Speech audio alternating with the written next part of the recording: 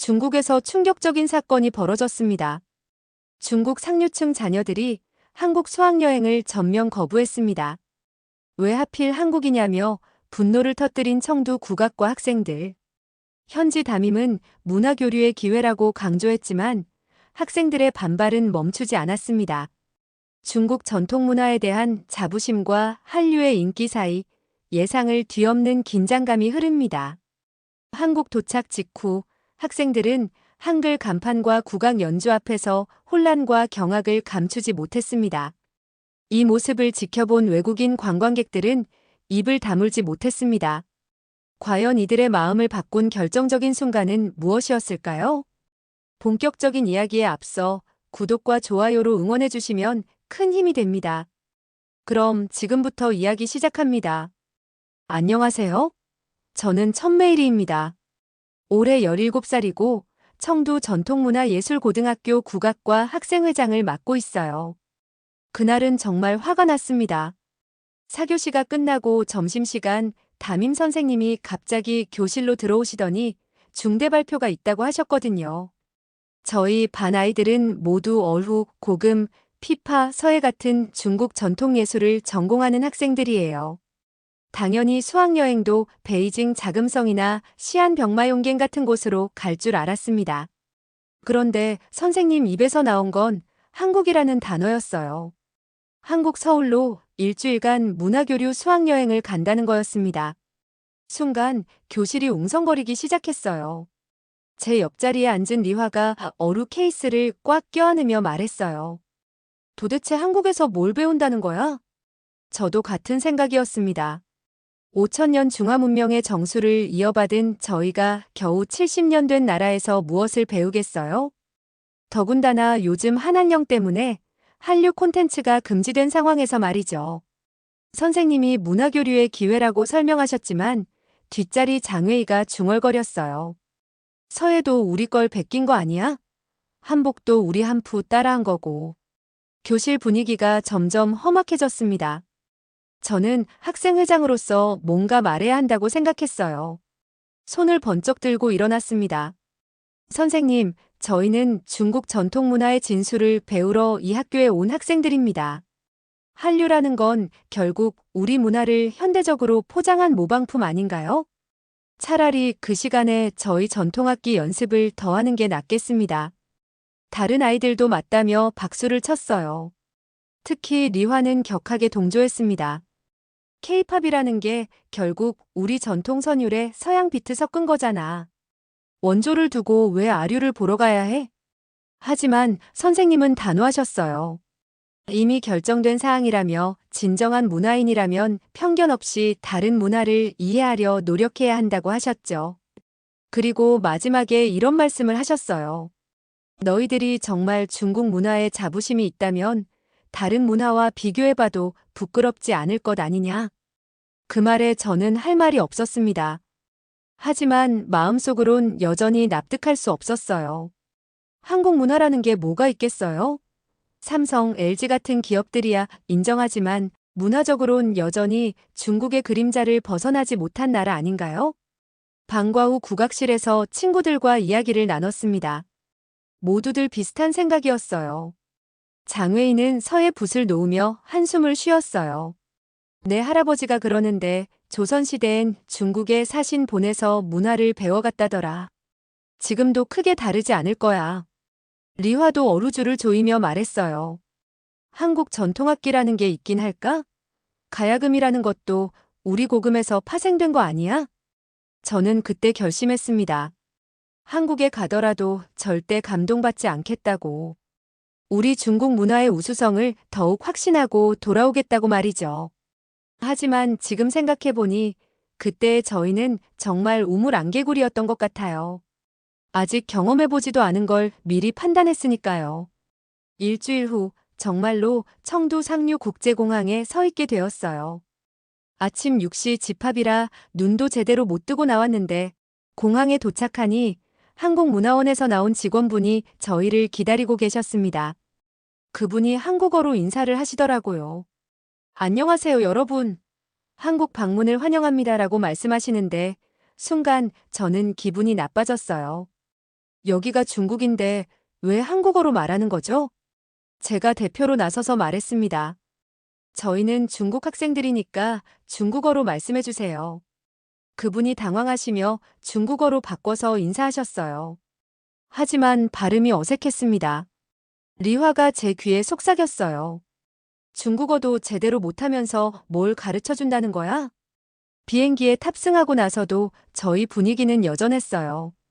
3시간 비행시간 동안 창밖만 바라보고 있을 수는 없으니까 자연스럽게 한국에 대한 이야기가 나왔죠.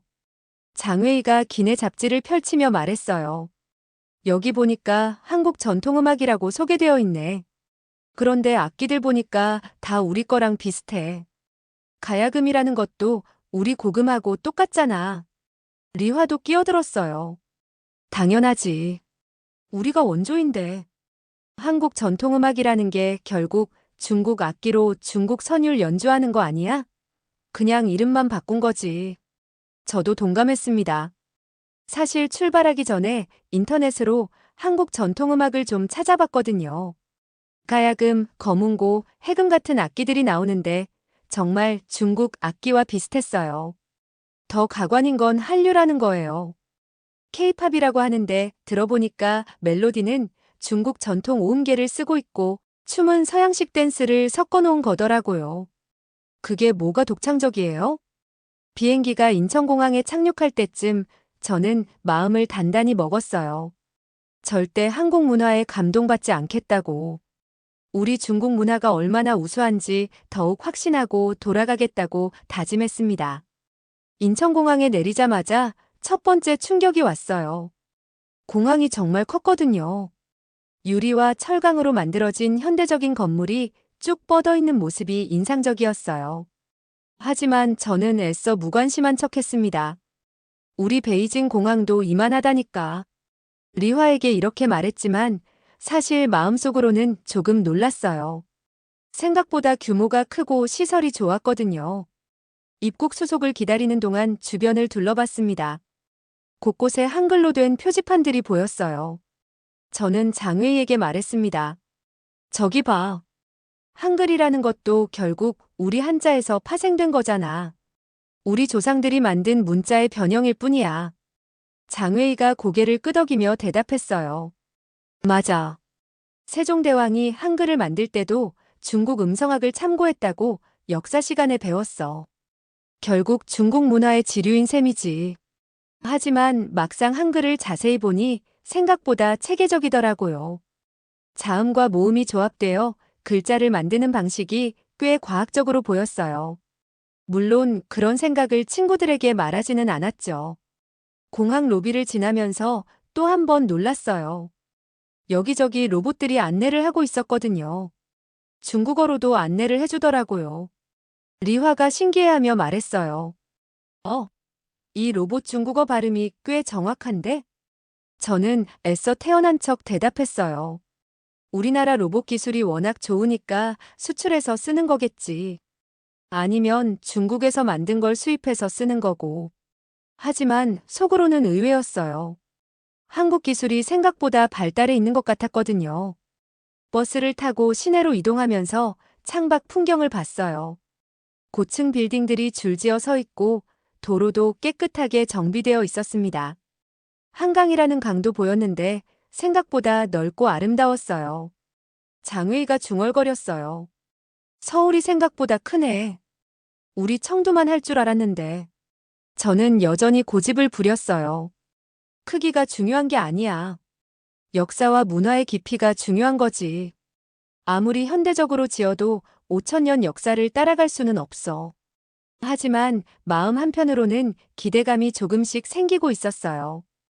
과연 한국 전통 문화라는 게 어떤 모습일까?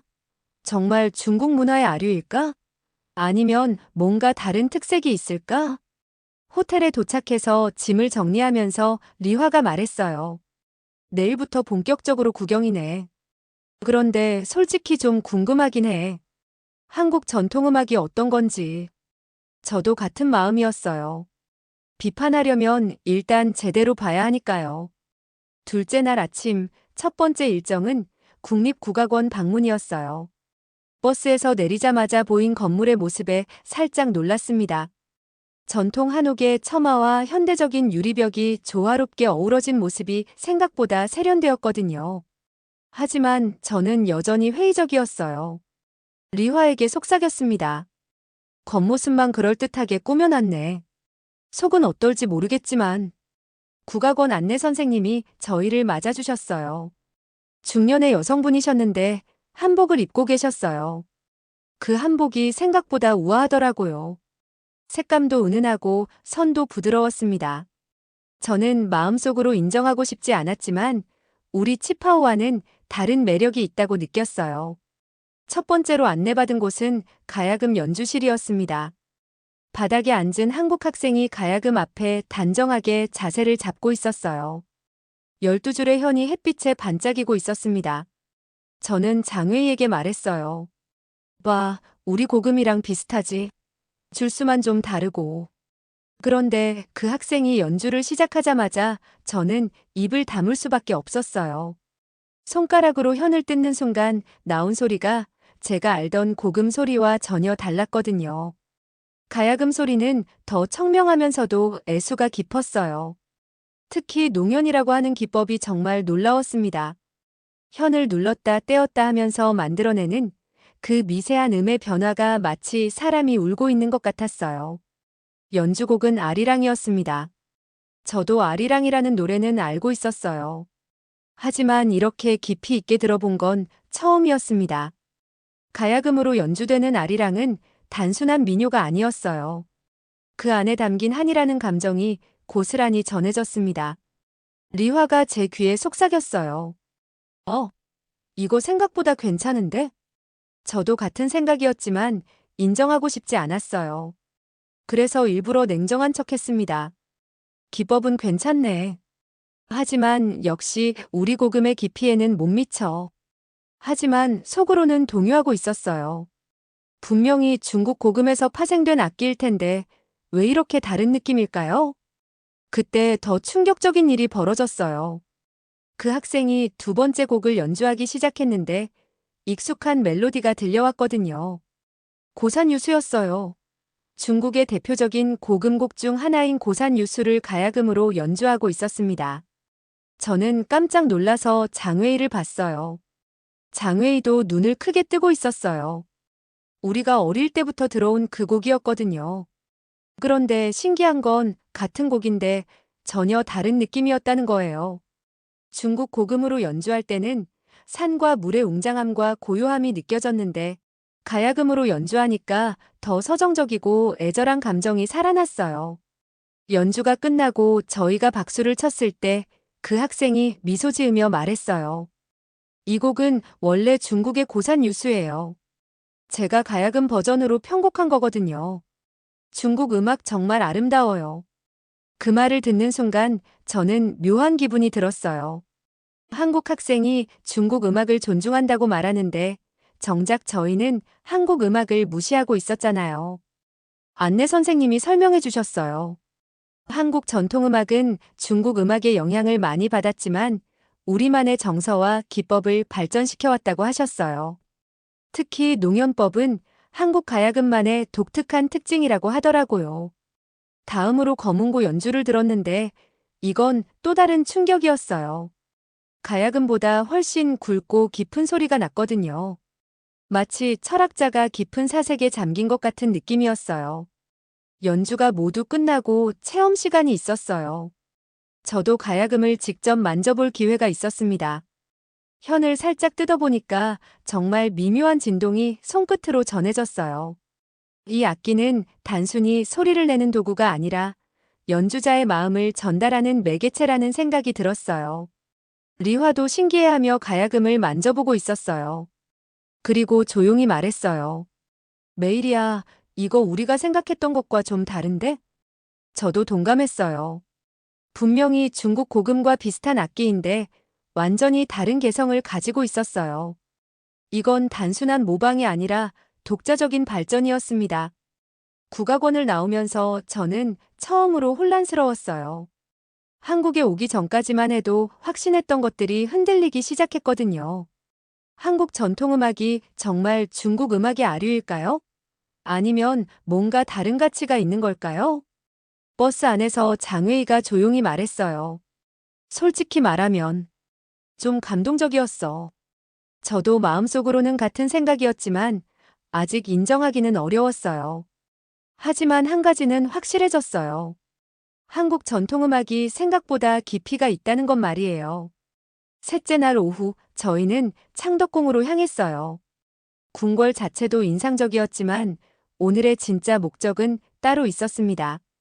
창덕궁 후원에서 열리는 판소리 공연을 보는 거였거든요. 솔직히 판소리라는 건 이름만 들어봤어요. 한 명이 북 반주에 맞춰서 노래하는 거라고 알고 있었는데 중국의 고개나 평탄과 비슷한 건가 싶었어요. 그래서 별로 기대하지 않았습니다.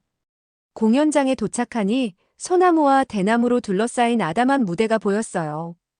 관객석도 50명 정도만 앉을 수 있는 작은 규모였죠. 저는 리화에게 속삭였어요. 무대도 작고 별거 없네. 우리 경극 무대가 훨씬 화려한데. 그때 한 중년 여성이 무대에 올라왔어요.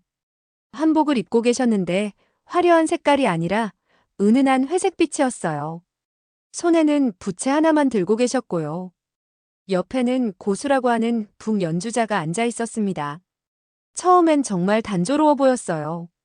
경극처럼 화려한 의상도 없고 복잡한 무대 장치도 없었거든요. 저는 장웨이에게 말했어요. 이게 뭐가 볼거리야? 그냥 노래 부르는 거잖아. 하지만 소리꾼이 입을 열고 첫 소리를 내는 순간 저는 완전히 얼어붙었어요. 어허 둥둥 내 사랑. 그 목소리가 어떻게 표현해야 할까요? 마치 가슴 깊은 곳에서 올라오는 것 같았어요. 그냥 노래가 아니라 한 사람의 모든 감정이 쏟아져 나오는 것 같았습니다. 공연은 춘향가의 사랑가 대목이었어요. 이몽룡과 성춘향이 사랑에 빠지는 장면을 그린 거였는데 놀라운 건 소리꾼 한 명이 이몽룡과 춘향을 모두 표현하고 있다는 거였어요. 목소리 톤을 바꿔가며 남자와 여자를 구분했고 표정과 몸짓만으로도 두 사람의 감정을 생생하게 전달했어요. 이몽룡일 때는 당당하고 남성적인 모습이었다가 춘향일 때는 수줍고 애교스러운 모습으로 바뀌는 거예요. 저는 입을 벌리고 있었어요. 중국 고개에서도 이런 건 본 적이 없었거든요. 한 명의 배우가 여러 역할을 한다고 해도 이렇게 완벽하게 캐릭터를 바꾸는 건 정말 어려운 일이에요. 더 놀라운 건 소리 자체였어요. 때로는 속삭이듯 부드럽게, 때로는 천둥소리처럼 우렁차게 나오는 목소리가 정말 신기했어요. 어떻게 한 사람의 목에서 이런 다양한 소리가 나올 수 있는 걸까요? 특히 춘향이 이몽룡에게 마음을 고백하는 대목에서는 정말 눈물이 날 뻔했어요. 사랑이야 무엇인고 그리움이 무엇인고. 그 구절을 들을 때 저는 가슴이 먹먹해졌어요. 사랑에 대한 간절함과 그리움이 고스란히 전해졌거든요. 이건 단순한 노래가 아니라 인간의 가장 순수한 감정을 표현한 예술이었어요. 리화도 완전히 빠져들어 있었어요. 평소에 차분한 성격인데 소리꾼의 몸짓에 맞춰 고개를 끄덕이고 있더라고요. 30분 정도의 공연이 끝나고 나서 저희는 한동안 말을 할 수 없었어요. 그냥 넋을 잃고 앉아 있었죠. 소리꾼이 관객들에게 인사를 하러 내려왔을 때 저는 용기를 내서 질문했어요. 어떻게 한 명이 이렇게 많은 역할을 할 수 있어요? 그분이 미소 지으며 대답해 주셨어요. 판소리는 혼자서 세상 모든 이야기를 해야 하거든요. 그래서 목소리로 모든 것을 표현해야 해요. 남자도 되고 여자도 되고 때로는 바람소리, 물소리도 내야 하죠. 그리고 덧붙이셨어요. 사실 판소리는 중국의 성신 이론에서 많은 영감을 받았어요. 목소리에 혼이 담겨야 한다는 가르침 말이에요. 중국 문화를 정말 존경해요. 그 말을 들으면서 저는 또 다른 충격을 받았어요. 한국 예술가가 중국 문화를 이렇게 깊이 이해하고 있다니요. 그리고 그것을 바탕으로 자신들만의 독특한 예술을 만들어냈다니요. 공연장을 나오면서 장웨이가 말했어요. 이건 정말 대단한 예술이야. 우리 고개와는 완전히 다른 매력이 있어. 저도 동감했어요. 판소리는 분명히 중국 성악의 영향을 받았지만 완전히 다른 형태로 발전한 독창적인 예술이었어요. 한 명의 소리꾼이 3시간짜리 장편 서사를 압축해서 들려주는 기회는 정말 놀라웠습니다. 그날 밤 호텔에서 저는 많은 생각을 했어요. 중국 문화의 영향을 받았다고 해서 열등한 게 아니구나. 오히려 그것을 바탕으로 더 발전시킨 거였어요. 마치 씨앗이 다른 땅에서 다른 꽃을 피우는 것처럼 말이에요. 리화가 침대에 누우며 중얼거렸어요. 매일이야 우리가 한국을 너무 과소평가했던 것 같아. 저도 그런 생각이 들기 시작했어요. 하지만 아직 인정하기는 어려웠죠. 그래도 한 가지는 확실해졌어요. 한국 전통 예술이 생각보다 훨씬 깊이가 있다는 것 말이에요. 넷째 날 저녁 저희는 홍대 앞으로 향했어요. 젊은이들의 거리라고 해서 어떤 곳일까 궁금했는데 버스에서 내리자마자 완전히 다른 세계가 펼쳐졌습니다. 네온 사인이 번쩍거리고 젊은 사람들이 거리를 가득 메우고 있었어요. 카페, 클럽, 라이브 하우스들이 빼곡히 들어서 있는 모습이 마치 젊음 그 자체를 보는 것 같았습니다. 가이드 선생님이 말씀하셨어요. 오늘은 특별한 공연을 보게 될 거예요. 한국 전통음악과 현대음악이 만나는 퓨전 공연이거든요. 저는 속으로 걱정이 됐어요. 퓨전이라는 게 보통 전통을 망치는 경우가 많거든요. 우리 중국에서도 전통 곡에 현대적 요소를 넣는다고 해서 결과물이 엉망이 된 경우를 많이 봤어요. 리화도 비슷한 생각인지 제게 속삭였어요. 전통음악에 현대 요소를 섞으면 둘 다 망치는 경우가 많은데 클럽 안으로 들어가니 정말 신기한 광경이 펼쳐졌어요.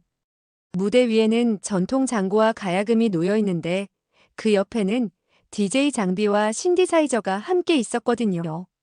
이게 어떻게 조화를 이룰 수 있을까요? 관객들도 독특했어요. 한복을 입은 사람들도 있고 청바지에 티셔츠를 입은 사람들도 있었어요. 나이도 다양해서 20대부터 50대까지 폭넓게 모여 있었습니다. 공연이 시작됐어요. 처음에는 장구 소리만 들렸습니다. 전통적인 장단이었는데 듣고 있으니 마음이 차분해졌어요. 그런데 갑자기 쿵쿵거리는 베이스 소리가 들리기 시작했어요. 저는 깜짝 놀라서 장외일을 봤어요. 이거 뭐야? 전통 장구에 전자음악을 섞는다고? 처음엔 정말 이상했어요. 어울릴 것 같지 않은 두 소리가 만나고 있었거든요. 그런데 신기한 일이 벌어졌어요. 장구의 전통 장단과 전자음악의 비트가 점점 하나로 합쳐지기 시작한 거예요. 처음엔 따로 놀던 두 소리가 서로를 감싸며 완전히 새로운 리듬을 만들어냈어요. 무대 위에 퍼포머가 한복 저고리를 입고 있었는데 갑자기 브레이크 댄스를 추기 시작했어요. 저는 눈을 의심했습니다. 한복을 입고 비보잉을 한다고요? 처음엔 정말 어색했어요. 전통 의상과 현대 춤이 어떻게 어울릴 수 있겠어요? 저는 리화에게 말했어요. 이건 너무 심한 거 아니야? 전통을 이렇게 섞어버리면. 하지만 계속 보고 있으니 생각이 바뀌기 시작했어요. 한복의 곡선과 브레이크 댄스의 역동적인 움직임이 의외로 아름다운 조화를 이루고 있었거든요. 특히 저고리 소매가 춤에 맞춰 펄럭이는 모습이 정말 우아했어요. 가야금 연주자도 등장했는데 이분은 완전히 다른 스타일이었어요. 전통적인 자세로 앉아있는 게 아니라 서서 연주하고 있었어요. 가야금에서 나오는 소리도 일반적인 전통음악이 아니라 록 음악 같은 강렬한 소리였습니다. 저는 정말 혼란스러웠어요. 이게 전통음악인가요? 아니면 현대음악인가요? 경계가 모호했어요. 그때 옆에 있던 한국 대학생이 저희에게 말을 걸었어요. 처음 보시는 거죠? 신기하시겠어요. 저는 솔직하게 물어봤어요. 이렇게 하면 전통이 사라지는 거 아니에요? 원래 모습을 잃어버리는 것 같은데. 그 학생이 웃으며 대답했어요. 전통은 살아있는 거예요. 박물관에만 있으면 죽은 거죠. 젊은 세대가 관심을 가져야 전통이 계속 이어질 수 있어요. 그리고 덧붙였어요. 저기 가야금 연주자는 전통 연주법도 완벽하게 할 수 있어요. 하지만 오늘은 젊은 관객들에게 가야금을 알려주고 싶어서 이런 방식으로 연주하는 거예요. 그 말을 듣고 저는 뭔가 깨달았어요. 중국에서는 전통 문화를 신성 불가침의 영역으로 여기는 경우가 많아요. 조금이라도 바꾸면 전통을 훼손하는 거라고 생각하죠. 그래서 젊은 사람들이 점점 관심을 잃어가고 있어요. 하지만 한국은 달랐어요. 전통의 본질은 지키면서도 현대적으로 재해석하고 있었어요. 그래서 젊은 사람들도 자연스럽게 전통 문화에 관심을 갖게 되는 거였어요. 공연이 끝나고 앵콜 시간에는 정말 놀라운 일이 벌어졌어요. 관객들이 무대 위로 올라와서 함께 춤을 추기 시작한 거예요. 할머니가 손자와 함께 장구장단에 맞춰 춤을 추고 외국인 관광객도 한복 입은 댄서와 함께 어울리고 있었어요. 저도 모르게 몸이 리듬에 맞춰 움직이고 있었어요. 리화와 장웨이도 마찬가지였어요. 음악이 주는 즐거움에 국경이 없다는 걸 느꼈습니다.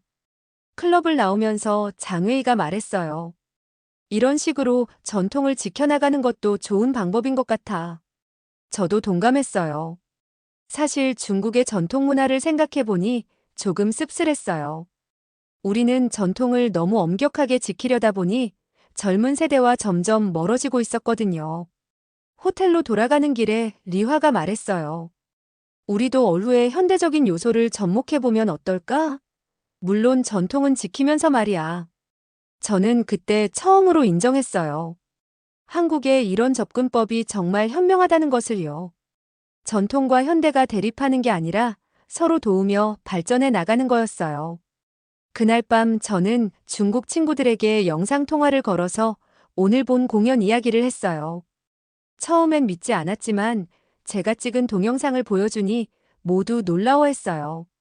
이런 식으로 전통 문화를 현대적으로 해석할 수 있다니 신기하다면서요. 다섯째 날, 저희는 한국예술종합학교를 방문했어요. 한국의 대표적인 예술대학이라고 해서 어떤 곳인지 정말 궁금했습니다. 캠퍼스에 들어서자마자 현대적인 건물들과 곳곳에 배치된 조각 작품들이 인상적이었어요. 오늘은 한국 학생들과 직접 교류하는 시간이 있다고 해서 기대 반 걱정 반이었어요. 과연 한국 학생들이 중국 전통 문화에 대해 얼마나 알고 있을까요? 아마 K-팝이나 드라마 이야기만 하지 않을까 생각했거든요. 먼저 안내받은 곳은 전통음악과 건물이었습니다. 연습실에서 들려오는 가야금 소리와 대금 소리가 복도에 은은하게 퍼져 있었어요. 저희를 맞아준 건 이지수라는 3학년 학생이었어요. 한복을 입고 있었는데 현대적으로 변형된 스타일이어서 정말 세련되어 보였습니다. 지수가 먼저 자기소개를 했어요. 안녕하세요. 저는 가야금 전공 이지수입니다. 중국 친구들과 만나게 되어 정말 기뻐요. 그리고 갑자기 중국어로 말하기 시작했어요. 한국에 오신 것을 환영합니다. 만나서 정말 기뻐요. 발음이 정말 정확했어요. 저는 깜짝 놀라서 물어봤습니다. 중국어를 어디서 배우셨어요? 지수가 웃으며 대답했어요. 중국 문화를 좋아해서 혼자 공부했어요. 특히 중국 고전 문학이 정말 아름다워요. 그때 다른 한국 학생들도 모여들었어대 그중 한 명이 갑자기 중국어로 시를 낭송하기 시작했어요. 침상 앞 밝은 달빛이여. 땅 위에 내린 서리인가 의심하네. 고개 들어 밝은 달을 보고 고개 숙여 고향을 그리워하네. 200의 정야사였어요. 그것도 발음이 완벽했습니다. 저는 입을 벌리고 있었어요. 한국 학생이 중국 고전시를 이렇게 정확하게 읽을 줄이야. 리화도 놀란 표정으로 물어봤어요. 어떻게 이렇게 잘 아세요? 그 학생이 대답했어요. 중국 고전 문학은 동아시아 문화의 보물이잖아요. 저희도 어릴 때부터 배워요. 특히 이백과 두보의 시는 정말 좋아해요. 그리고 더 놀라운 말을 했어요. 사실 요즘 K-팝 가사에도 중국 고전시의 표현법이 많이 쓰여요.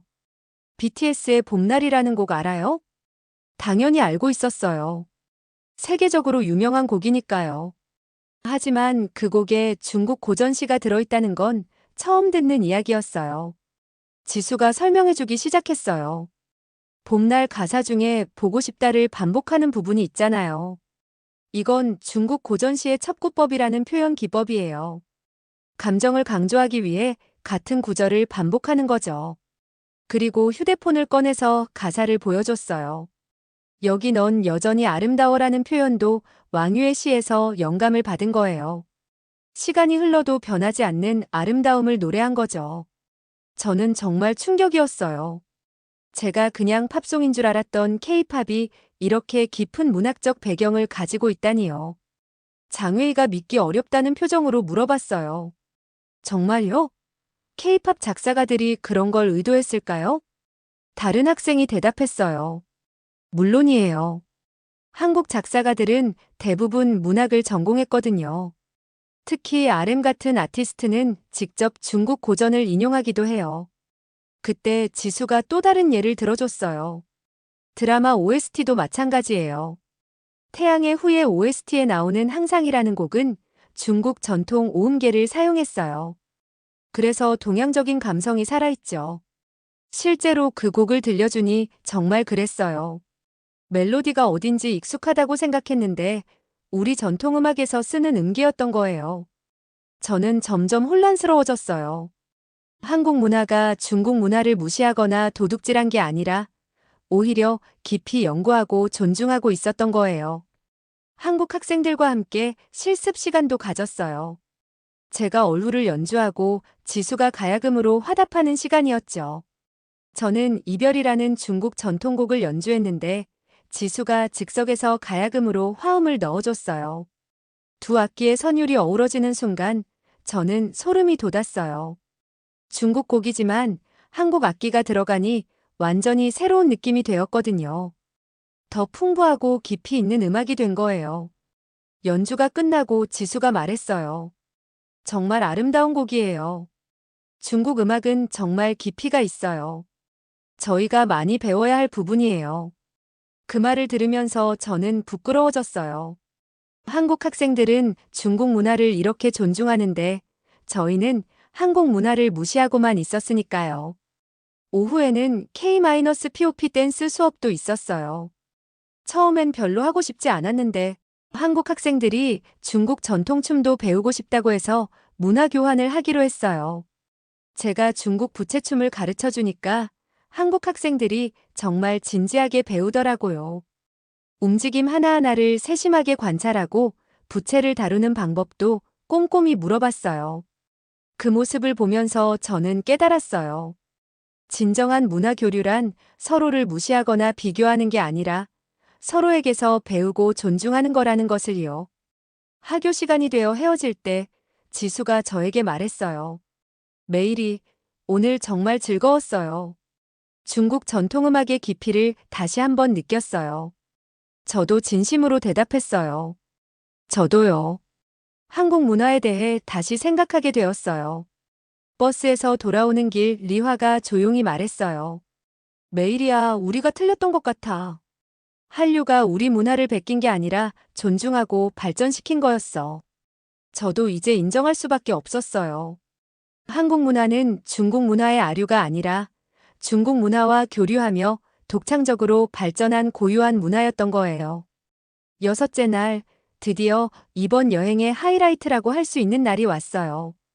경복궁에서 열리는 한중 청소년 문화축제에 참가하는 거였습니다. 아침부터 가슴이 두근거렸어요. 설레기도 하고 긴장도 되고 복잡한 마음이었죠. 경복궁에 도착하니 정말 장관이었어요. 근정전 앞 넓은 광장에 무대가 설치되어 있고 한국과 중국 양국의 국기가 바람에 펄럭이고 있었습니다. 관람석에는 벌써 많은 사람들이 모여 있었어요.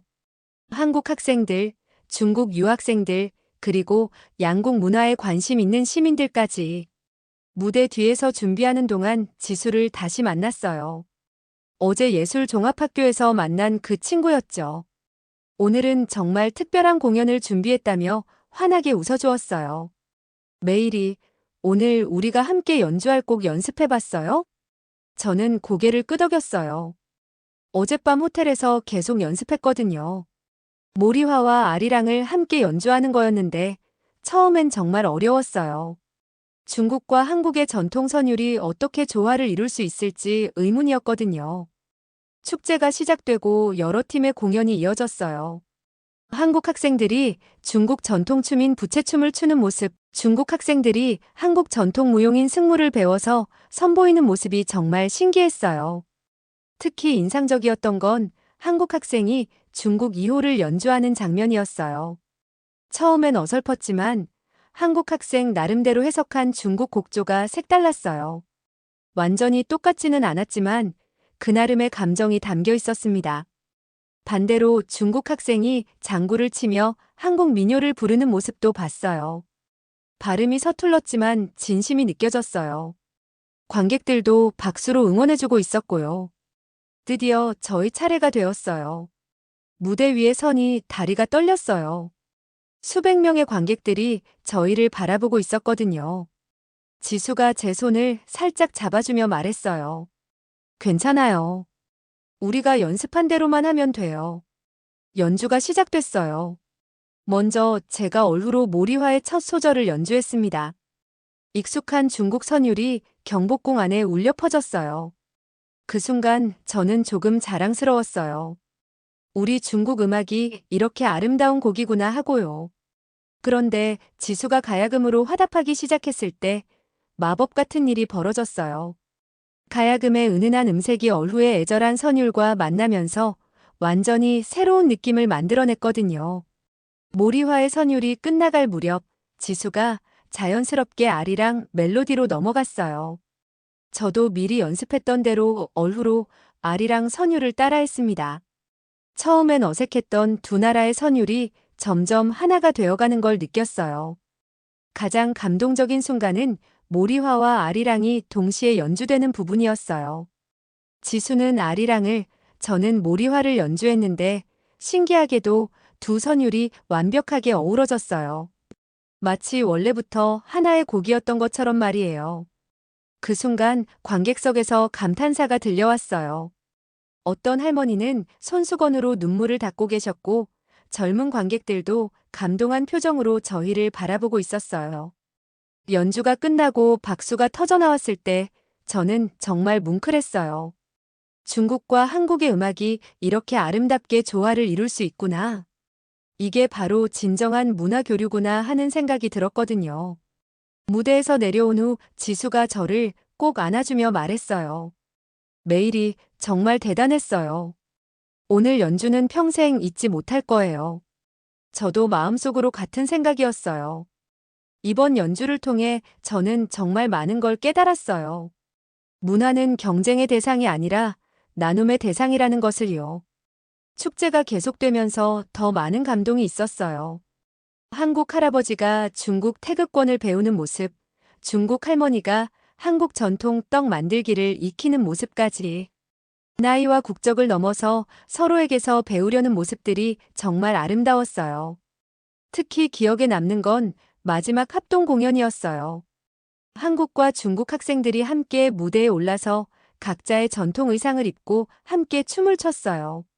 한복과 치파오가 어우러진 모습, 가야금과 고금이 함께 연주되는 소리가 정말 환상적이었습니다. 그때 저는 완전히 깨달았어요. 한국 문화가 중국 문화보다 우월하거나 열등한 게 아니라 서로 다른 아름다움을 가진 거라는 것을요. 마치 꽃밭에 장미와 튤립이 함께 피어 있는 것처럼 각각의 아름다움이 있는 거였어요. 축제가 끝나고 참가자들끼리 기념사진을 찍을 때 한 한국 기자님이 저에게 인터뷰를 요청하셨어요. 이번 축제를 통해 느낀 점이 있다면요? 저는 주저없이 대답했어요. 문화는 높고 낮음이 없다는 걸 배웠어요. 중국 문화와 한국 문화가 서로 만날 때 더 아름다운 조화를 이룬다는 걸 깨달았습니다. 그날 밤 호텔에서 리화와 장웨이에게 말했어요. 우리가 한국에 오기 전에 가졌던 생각들이 정말 편견이었던 것 같아. 리화도 고개를 끄덕였어요. 맞아. 한국 문화도 정말 깊이가 있고 아름다워. 우리 것과 다르지만 나름의 가치가 있어. 장웨이도 덧붙였어요. 오늘 공연을 보니까 문화가 섞일 때 더 풍성해지는 것 같아. 우리도 이런 식으로 교류하면 좋겠어. 그날 밤 저는 일기에 썼어요. 오늘 나는 정말 중요한 걸 배웠다. 문화는 서로 경쟁하는 게 아니라 서로를 풍요롭게 만드는 거라는 것을. 한국과 중국이 서로 다르기 때문에 더 아름다운 조화를 만들 수 있다는 것을. 내일이면 중국으로 돌아가야 하는데 정말 아쉬웠어요. 이제 막 한국을 제대로 이해하기 시작했는데 말이에요. 마지막 날 아침 짐을 싸면서 정말 복잡한 마음이었어요. 일주일 전 청두에서 출발할 때의 저와 지금의 저는 완전히 다른 사람이 되어 있었거든요. 그때는 한국을 무시하며 왔는데 이제는 정말 아쉬운 마음으로 떠나야 하니까요. 리화가 어루 케이스를 정리하며 말했어요. 메일이야, 정말 많이 변했다. 우리 다 변했어. 맞아요. 저희는 모두 변해 있었어요. 장웨이는 한국 전통서의 붓을 기념품으로 샀고, 리화는 가야금 연주법을 배워서 청도에서도 연습해보고 싶다고 했어요. 저는 지수가 선물해준 아리랑 악보를 소중히 가방에 넣었습니다. 공항으로 가는 버스 안에서 일주일을 돌아봤어요. 국립국악원에서 들은 가야금 소리, 창덕궁에서 본 판소리 공연, 홍대에서 경험한 퓨전 음악, 그리고 한국 학생들과의 깊은 교류까지. 모든 순간이 저에게는 새로운 깨달음이었어요. 인천공항에서 출국 수속을 밟으면서 지수에게 마지막 인사를 했어요. 지수가 저희를 배웅하러 나와줬거든요. 매일이 청도에 가서도 어루 연주 계속해요. 그리고 기회가 되면 또 만나요. 저는 눈물이 날 것 같았어요. 지수, 정말 고마웠어요. 당신 덕분에 저는 완전히 새로운 세상을 보게 되었어요. 비행기가 이륙할 때 창밖으로 보이는 서울 풍경을 바라보며 마음속으로 다짐했어요. 청두에 돌아가서 이번에 배운 것들을 꼭 실천하겠다고요. 청두에 도착해서 가족들을 만났을 때 부모님이 제가 달라진 걸 바로 알아보셨어요. 메일이야, 표정이 많이 밝아졌네. 한국에서 좋은 경험을 했구나. 저는 일주일 동안의 이야기를 자세히 들려드렸어요. 처음에 가졌던 편견부터 시작해서 점점 마음이 열리게 된 과정, 그리고 마지막에 깨달은 것들까지요. 아버지가 말씀하셨어요. 그래, 진정한 자신감은 다른 문화를 인정할 수 있을 때 생기는 거란다. 학교에 돌아간 첫날이 가장 중요했어요. 저는 학생회장으로서 전교생 앞에서 발표를 했습니다. 여러분, 저는 한국에서 정말 많은 것을 배웠어요. 가장 큰 깨달음은 문화에 우열이 없다는 것이었어요. 처음엔 학생들이 의아해했어요. 출발하기 전에 한국을 그렇게 무시했던 제가 이런 말을 하니까요. 저는 솔직하게 고백했어요. 저도 처음엔 편견을 가지고 있었어요. 하지만 직접 경험해보니 한국 문화도 정말 아름답고 깊이가 있었어요. 무엇보다 그들이 우리 중국 문화를 존중하는 모습에 감동받았어요. 그리고 제안했어요. 우리도 한중 전통문화 융합 동아리를 만들면 어떨까요? 서로 다른 문화를 배우고 나누는 거예요. 처음엔 반대하는 학생들이 많았어요. 하지만 리화와 장웨이가 적극적으로 도와줬고 점점 관심을 보이는 학생들이 늘어났어요. 한 달 후 드디어 첫 동아리 공연을 했어요. 저는 얼후로 아리랑을 연주했고 다른 친구들은 중국 전통 의상에 한국 음악을 접목한 퍼포먼스를 선보였어요. 관객들의 반응은 뜨거웠어요. 특히 한국에서 배운 가야금 연주법으로 중국 곡을 재해석한 부분에서 큰 박수를 받았어요. 공연이 끝나고 한 후배가 저에게 물어봤어요. 선배, 정말 한국 음악도 우리 음악만큼 좋아요? 저는 확신을 가지고 대답했어요. 좋고 나쁨을 비교할 수 없어. 다르지만 각각 아름다운 거야. 몇 달이 지나면서 저희 동아리는 학교의 대표적인 동아리가 되었어요. 다른 학교에서도 견학을 오고 심지어 한국에서 교환학생이 와서 저희와 함께 공연하기도 했어요. 가장 기뻤던 순간은 지수가 청두로 놀러 온 날이었어요. 저희 동아리 공연을 보고 정말 감동받았다고 하더라고요. 매일이 정말 대단해요. 여기서도 문화교류의 꽃을 피우고 있네요. 지수와 함께한 합동 공연은 정말 감동적이었어요. 청도에서도 가야금과 얼후의 조화로운 선율이 울려 퍼졌거든요. 이제는 저희 동아리가 청두시 대표 문화 동아리로 인정받고 있어요. 다른 중국 도시의 학교들과도 교류하고 한국 학교들과 정기적인 화상 공연도 하고 있어요. 무엇보다 중요한 건 제 마음의 변화예요. 예전에는 중국 문화만이 최고라고 생각했는데 이제는 세상의 모든 문화가 각각의 아름다움을 가지고 있다고 믿어요. 얼마 전에는 일본 전통음악 동아리와도 교류했어요. 처음엔 약간 어색했지만 음악으로 소통하니 국경이 무의미해졌어요. 요즘 저는 대학 진학을 준비하고 있어요. 전공은 당연히 민족음악학이에요. 동아시아 전통음악의 교류와 발전에 대해 연구하고 싶거든요. 지수와는 아직도 연락하고 있어요. 서로의 근황을 나누고 새로 배운 곡들을 영상으로 주고받아요. 언젠가는 한중 음악 교류 전문가가 되어서 두 나라 문화의 다리 역할을 하고 싶어요. 리화는 이제 얼후의 가야금 기법을 접목한 독특한 연주법을 개발하고 있고 장웨이는 한국 서예와 중국 서예의 융합 작품을 만들고 있어요. 저희는 모두 그날의 경험을 자신만의 방식으로 발전시키고 있어요. 지금 이 순간에도 저는 연습실에서 새로운 곡을 연습하고 있어요. 한국에서 배운 아리랑과 중국 전통곡 모리화를 완벽하게 조화시킨 새로운 버전이에요. 음악이 흘러나올 때마다 그때의 감동이 되살아나요. 경복궁에서 지수와 함께 연주했던 그 순간, 두 나라의 선율이 하나가 되었던 그 마법 같은 시간이요. 이제 저는 확신해요. 문화는 경쟁하는 게 아니라 나누는 거라는 것을. 그리고 서로 다르기 때문에 더 아름다운 조화를 만들 수 있다는 것을요. 한국에서의 일주일이 제 인생을 완전히 바꿔놓았어요. 편견이라는 벽을 허물고 새로운 세상을 보게 해줬거든요. 그리고 지금도 그 변화는 계속되고 있어요. 오늘 이야기는 어떠셨나요? 오늘도 끝까지 함께 해주셔서 고맙습니다. 대한민국의 놀랍고 감동적인 이야기 앞으로도 계속 전해드릴게요. 구독과 좋아요는 저희에게 큰 응원이 됩니다.